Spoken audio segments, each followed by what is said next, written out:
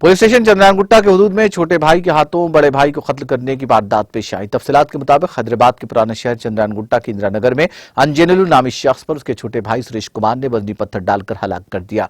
इस वाक़े की इत्तला के साथ ही चंद्रायनगुट्टा सीआई प्रसाद वर्मा ने अपने मातहत अमले के साथ क्लूज टीम लेकर जाए वारदात पहुंचकर ज़ाब्ते की कार्रवाई करते हुए नाश को पोस्टमार्टम के लिए दवाखाना उस्मानिया के मुर्दाखाना मुंतकिल कर दिया।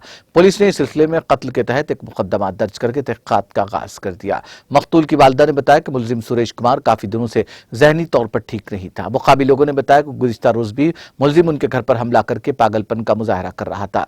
एसीपी फलकनुमा शेख जहांगीर ने भी जाए वाक़या का मुआयना किया। बाद एसीपी शेख जहांगीर ने मीडिया से बात करते हुए तफसीलात से वाकिफ करवाया। Good morning. आज चंद्रायनगुट्टा पुलिस स्टेशन एरिया में इंदिरा नगर एरिया में यह जो है सो गुम्मड़ी चंद्रशेखर, गुम्मड़ी आंजनेलू, सुरेश कुमार, ये तीनों भाई रहते।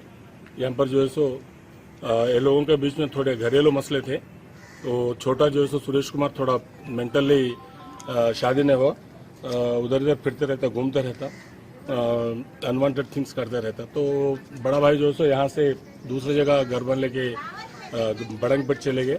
अब दूसरा जो है सो आंजनेलू और इन्हें सुरेश कुमार दोनों यहाँ रह रहे। ये आंजनेलू का जोरू जो है कल पानी गर्म कर रही थी, तो वहाँ पर कुछ स्मोक वो ये आया बोल के कुछ झगड़ा करा इन्हें करके उनको उन पे अटैक करा। आज सुबह ये आंजनेलू पूछने के वास्ते आए, जब उन पे हमला करके एक पत्थर लेके उन पे हमला करे, उसमें उनको मारा लग के स्पॉट में मर गए। इस पे हम उसके लिए ढूंढ तलाश करने और केस दर्ज करके हम लोग